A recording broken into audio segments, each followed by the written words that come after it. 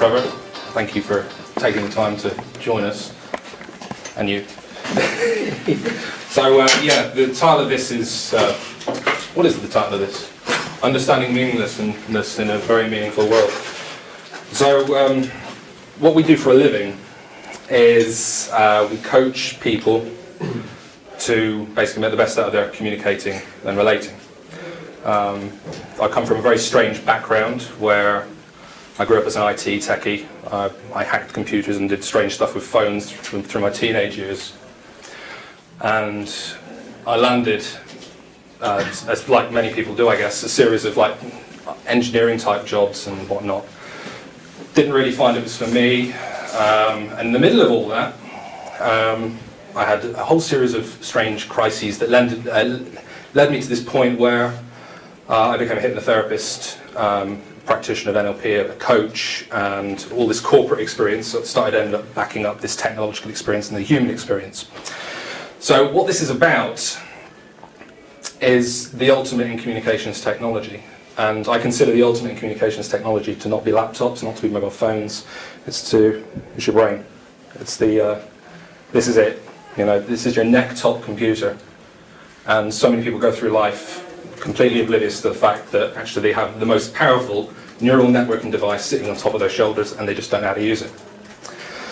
So with that, this is where social media starts. And it's painted on this landscape of Twitter and Facebook and gravity, which is something I got into a couple of days ago, which is very interesting. But all of that social media stuff occurs from the brain and through language. Because these social media is the intervening substance through which something else is carried. So social media is the intervening substance through which socializing is carried.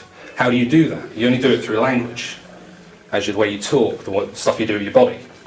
Well, not things I do with my body, because clearly I'm wearing a kilt and that just looks stupid. So I just want to ask you a question. How did you all learn to speak? Anyone? By imitating other people. Imitating other people? But can you consciously sort of understand how that works? No. No. But you did it? Right. How many other limitations do you have in your life that you think you can't do? And when you compare them to not knowing how to speak, how does that feel? I don't know. I'm not sure I understand the question. No, that's good. That's fine. Because what you actually did there is went into something called TDS, transderivational search. You went into a slight trance. Mm-hmm. Your eyes shifted, complexion changed very slightly, which is all good. It did that on purpose. It's fine. It's okay. So all of us have this brain, which, funnily enough, sits in your head, although some people argue that in men it is somewhere else. And your mind, we make this distinction between having a conscious and your unconscious mind. And the conscious mind is the bit that's sitting here, or standing here in my case, thinking, I wonder if these people are, interested and engaged in what I'm talking about, and, did I leave the kettle on? And, well, no, of course the kettle would turn itself off, wouldn't it? And all this sort of random gibberish that's going through my brain. But you have an unconscious part of your mind which controls every single part of what you do, including your language. Now, this became very apparent to me about 3 or 4 years ago. I was working for British Telecom, funnily enough, doing second line support for Outlook and Blackberries, which was god awful and probably was the trigger for this episode. But I had a series of flashbacks, and next thing I know I was out of work for 8 months. I was diagnosed with post-traumatic stress disorder. And working on a BlackBerry. Yes, actually. Of course. No, I understand. It definitely caused it. Yeah. So did the guy next to me who just spoke total gibberish all the time. But what I found is that how I thought I was controlling my life, the conscious things that I was doing, the conscious things I was saying, the things I thought about myself, they weren't real. And strange things started happening to me. I'd go to bed at night, and I'd lay on one side and I'd feel like I'd be getting electric shocks through my head, and I'd lay on the other side, I'd go to sleep, and then I'd open my eyes, and I'd find I can't move, and I'd have sleep paralysis. So consciously I was awake. What's happening to me? Why can't I move? Why can't I get up? But unconsciously, the bit that has the control has pinned me to the bed, and I can't do a damn thing about that. But the interesting thing that came out of that is I started exploring what's going on in my mind, what goes on in other people's minds. And what so often happens when a person experiences trauma is they go into this state that I just mentioned to you, a TDS, a trance, a search for meaning. And significant traumas means that you basically go through this massive search for meaning of, what does this mean? What could it possibly mean for my life? Perhaps it meant something. And as an extension, that post-traumatic stress disorder is almost like blocking out that idea that I'm not going to deal with this trauma, but it comes back to haunt you. But the formation of meaning is something we will experience. I could subject all of you to trauma, and you'd all be placed into a learning state where you'd be searching for meaning, a TDS. I'm not going to do that unless you've asked nicely. The kill's enough. Yeah, the kill's enough. Yeah.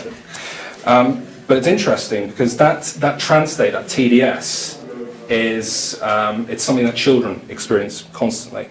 They're born with this fresh growing neural network in their brain, the most powerful biocomputer on the face of the planet, and it's growing, and they're in this constant search for meaning. I'll repeat what everyone says, and the next thing you know, you've sworn, and they're going, yeah. So you know what I mean, yeah. I've done it, and you did it the other day, funnily enough, with your niece. So as we're doing that, not only are we learning language, we're attaching that language to meaning, going through this state where our brain is growing, neural net is expanding, and we're searching for meaning in our lives. What does this mean? What does mummy mean when she says no? What does daddy mean when he says, take the keys out of the car and get your foot off the accelerator now, please? It's just, we're constantly searching for meaning, and as children, we're in the constant state.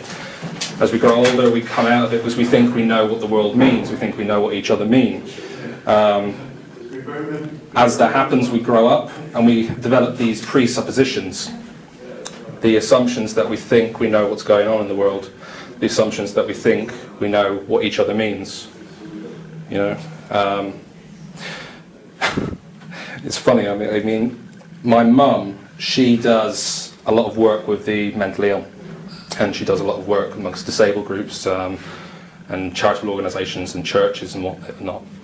And as a side of that, she got invited to do a silk painting class and an embroidery class down at this place called the Crown Centre,